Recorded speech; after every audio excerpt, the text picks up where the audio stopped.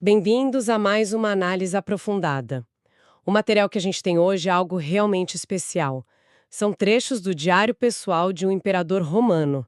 Estamos falando do livro 10 das Meditações de Marco Aurélio. E o que me fascina aqui é que isso não foi escrito para nós, sabe? Para a posteridade. Eram anotações para si mesmo.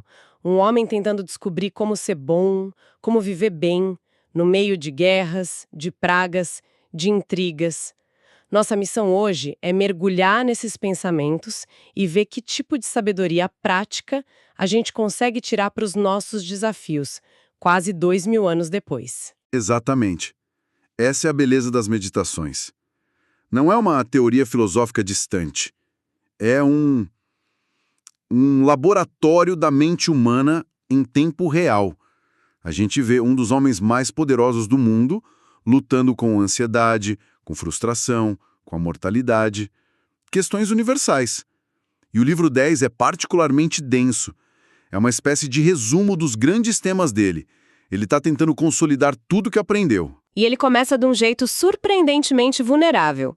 Logo na primeira passagem que selecionamos, ele pergunta: Ó minha alma, serás algum dia boa, singela, única, pura? Isso me pegou. Não parece a voz de um imperador todo-poderoso. Soa como alguém cheio de dúvidas sobre si mesmo. É o ponto de partida de toda a filosofia dele. Ele não começa com respostas, ele começa com essa pergunta fundamental. Ele está buscando uma espécie de paz interior, uma autossuficiência que não dependa de aplausos, de vitórias ou de bens. E a resposta que ele constrói não é um simples pense positivo, é muito mais profunda. Ele encontra essa paz ao redefinir a relação dele com o universo. Como assim? Veja a passagem 6. Ele afirma para si mesmo: sou parte do conjunto universal que governa a natureza. Isso é central. Ele está se lembrando de que não é um indivíduo isolado lutando contra o mundo. Ele é uma célula no corpo do cosmos. E se ele é parte do todo, o que quer que aconteça com ele é, por definição, bom para o todo. Aceitar isso traz uma tranquilidade imensa, porque você para de lutar contra a corrente. Certo, eu entendo a ideia de se ver como parte de algo maior. Mas tem uma passagem, a de número 5, que leva isso a um extremo que me parece um pouco perigoso. Ele diz: algo que te aconteça desde a eternidade já estava pré-estabelecida para ti. Sabe, isso soa quase como um fatalismo paralisante. Se tudo já está traçado, para que se esforçar? Qual o sentido de tentar mudar alguma coisa? Essa é a objeção clássica. E é uma ótima pergunta. Para nossa sensibilidade moderna, soa mesmo como fatalismo. Totalmente. Mas para um estoico como Marco Aurélio, é o exato oposto. É libertador. É a ideia que séculos depois Nietzsche batizaria de amor fati, o amor ao destino. A lógica é a seguinte: em vez de gastar sua energia mental desejando que a realidade fosse diferente, você a abraça por completo. Você aceita que cada evento, bom ou mal, é um fio necessário na tapeçaria do tempo. Mas como se ama uma tragédia? Como alguém que acabou de perder o emprego ou recebeu um diagnóstico ruim pode genuinamente ver isso como algo a ser amado? Não é uma forma de negação da dor? Não é negação, é uma mudança de foco. O estoicismo não pede para você não sentir dor ou tristeza. Pede para você não adicionar um segundo sofrimento, que é o julgamento de que isso não deveria estar acontecendo. A aceitação não é passividade. É o ponto de partida para a ação virtuosa. É dizer: ok, essa é a realidade. Dado esse cenário que eu não escolhi, como eu posso agir com coragem, justiça e sabedoria? É uma aceitação radical que libera sua energia para o que você pode controlar. A sua resposta. A passagem 14 resume essa atitude de uma forma linda. Aquela que diz: a natureza que tudo dá e tudo toma, diz o homem educado e respeitoso. Dê-me o que queira, recupere o que queira. Exatamente essa. Não é uma submissão de um escravo. É a confiança de um filho. É uma parceria com a realidade, em vez de uma guerra contra ela. Essa visão cósmica é fascinante, mas ainda parece um pouco abstrata. Fico pensando como Marco Aurélio aterrissava isso na prática. Ele não estava só meditando num mosteiro, ele estava governando um império.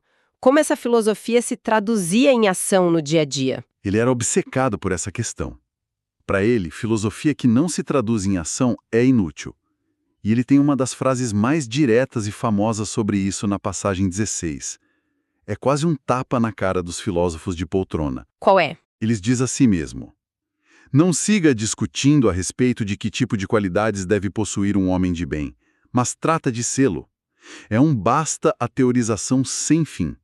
Chega de debater a definição de coragem, seja corajoso. Chega de ler sobre justiça, seja justo. A filosofia é uma prática diária, não um hobby intelectual. Para os estoicos, a virtude é o único bem verdadeiro. Certo, mas ser bom ou ser virtuoso ainda pode ser um pouco vago, né? O que isso significava concretamente para ele? Ele sabia disso, e por isso criava listas para si mesmo, como âncoras mentais. Na passagem 8, ele lista o que chama de epítetos que deveria buscar: bom, reservado, veraz, prudente, resignado, magnânimo. Ele diz que se agarrar a esses nomes, a essas qualidades, é como nascer de novo, entrar em uma vida nova. Funcionava como um mantra, um lembrete constante do homem que ele aspirava a ser no meio do caos. E a força para viver de acordo com esses ideais? Vem de onde? Porque a vida está sempre nos empurrando para longe deles. A força vem de dentro, do nosso poder de julgamento. A passagem 13 é a chave aqui. Ele diz: tudo o que te acontece poderá ser suportável ou não pela tua natureza. O que ele quer dizer é que não é o evento em si que nos quebra, mas a nossa opinião sobre ele. Se a sua razão julgar que algo é suportável, então se torna seu dever suportá-lo. A força não está nas circunstâncias, está na sua interpretação das circunstâncias. É aqui que entra aquela metáfora incrível do fogo, não é? Da passagem 33. Transforma tudo aquilo em mais chama e mais luz. Para o Marco Aurélio, um obstáculo não é algo que te impede de ser virtuoso. É a oportunidade perfeita para praticar a virtude. Ah, claro. Alguém te traiu? Ótima oportunidade para praticar o perdão e a magnanimidade. Um projeto deu errado? Chance de praticar a resiliência e a prudência. O obstáculo se torna o combustível. O obstáculo é o caminho. É uma ideia muito poderosa. Mas tem outro tema que percorre o livro todo e que, confesso, às vezes me soa um pouco sombrio. A constante meditação dele sobre a impermanência de tudo. Sim, ele é implacável nisso. Ele está sempre se lembrando de que tudo é passageiro. Na passagem 34, ele usa uma imagem quase poética. Derruba pelo chão o vento as folhas, assim também a geração dos homens. E ele continua, dizendo que tudo que a gente valoriza, nossos filhos, nossa reputação, as pessoas que nos aplaudem, são como folhas caídas. À primeira vista parece deprimente. Exato, parece que o objetivo é nos deixar para baixo. Qual o sentido de se esforçar por qualquer coisa se no fim tudo vira pó, fumaça e nada mais, como ele diz em outro trecho? O propósito é o oposto de deprimir. É libertar. Pensa no tanto de ansiedade que a gente gera por se apegar a coisas que, por natureza, são impermanentes. A gente se preocupa com uma apresentação no trabalho, com uma postagem em rede social, com a opinião de alguém. Marco Aurélio está nos dizendo: dê um passo para trás. Olhe para isso da perspectiva da eternidade. Isso que te tira o sono agora, daqui a 100 anos, será nada. Fumaça. Essa meditação não serve para anular a importância do presente, mas para remover o peso esmagador que damos a problemas transitórios. Então é um exercício de perspectiva. Um exercício radical de perspectiva. Na passagem 18, ele recomenda ativamente a prática de olhar para qualquer coisa, um objeto, uma relação, a própria vida, e já imaginá-la em estado de dissolução e transformação. Não por morbidez, mas para apreciar o momento presente sem o apego desesperado que gera tanto sofrimento. E ele aplica isso como a honestidade brutal à própria morte. Ah, sim, a passagem 36. É pesadíssima. Ele imagina as pessoas ao redor dele após a sua morte e pensa que elas podem até sentir alívio. Enfim, iremos respirar livres deste mestre, ele imagina que poderiam dizer. É de uma autoconsciência quase dolorosa. É brutal, não é? Mas veja a conclusão dele. Ele não fica amargo ou ressentido. Ele conclui que, se esse é o caso, ele deve partir sem oferecer resistência, sem violência, porque a morte também é apenas mais um processo conforme a natureza. Aceitar a impermanência até nesse nível o liberta do medo da morte e da necessidade de ser amado e lembrado para sempre. É o desapego final. Isso me lembra da passagem 27, onde ele fala de toda a corte de Adriano, toda a corte de Antonino. Ele olha para a história e vê que os dramas são sempre os mesmos, só que com outros atores. Exato.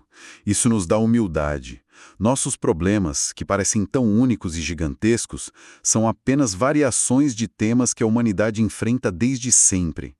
Essa visão panorâmica diminui o ego e a autoimportância, o que para um estoico é fundamental para a tranquilidade. Ok, então temos essa aceitação cósmica, o foco na ação virtuosa e a consciência da impermanência. Mas como tudo isso se junta quando a gente tem que lidar com outras pessoas? Sabe, na prática, no dia a dia, com um colega de trabalho que nos irrita, um amigo que nos decepciona. É aí que a borracha encontra o asfalto. E a orientação dele é clara e muito desafiadora. Na passagem 4, ele reflete sobre como reagir ao erro de alguém. Ele diz para primeiro tentar instruir a pessoa com benevolência. E continua. Mas, se for incapaz, recrimina a ti mesmo ou nem a ti mesmo. O que isso quer dizer, recrimina a ti mesmo? A culpa é minha se o outro errou? A responsabilidade pela sua reação é sua. A lógica dele é, ou a pessoa cometeu o erro por ignorância, e nesse caso merece ser ensinada, não odiada, ou ela não tem capacidade de aprender, e aí ficar com raiva é tão inútil quanto ficar com raiva de uma figueira por ela produzir figos. É a natureza dela. A sua frustração vem da sua expectativa irrealista de que o mundo e as pessoas se comportem como você quer. A falha, nesse caso, é da sua expectativa, não da pessoa. É uma lógica implacável, e ele oferece outra ferramenta para lidar com isso na passagem 30, que eu acho genial. A de olhar para os próprios defeitos. Essa mesma. Sempre que uma falta de alguém te escandalizar, pensa que falta semelhante cometeste. Isso me lembra da raiva que a gente sente no trânsito. Alguém te corta e você fica furiosa, como se você nunca tivesse cometido um erro ao dirigir. O exercício do Marco Aurélio é um antídoto poderoso para essa hipocrisia. Ele te força a ver a humanidade e a falhabilidade no outro, porque te obriga a reconhecê-las em si mesma primeiro. Isso tudo volta para o controle do que ele chama de guia interior, a nossa razão. Na passagem 24, a questão central que ele se faz é: o que faço dele agora? E para que eu utilizo atualmente? A nossa capacidade de escolher, de julgar, de direcionar a nossa atenção, essa é a única coisa que está 100% sob nosso controle. E é isso que ele explora na incrível metáfora da marionete, na passagem 38. Onde ele diz que somos movidos por uma força oculta em seu interior. Exato, ele diz que o nosso corpo, os nossos sentidos, são apenas a marionete. Os impulsos e desejos são os fios. Mas quem é o marionetista? Quem está no controle? Para ele, essa força oculta, esse homem dentro de nós, é a nossa razão, nossa capacidade de escolha consciente.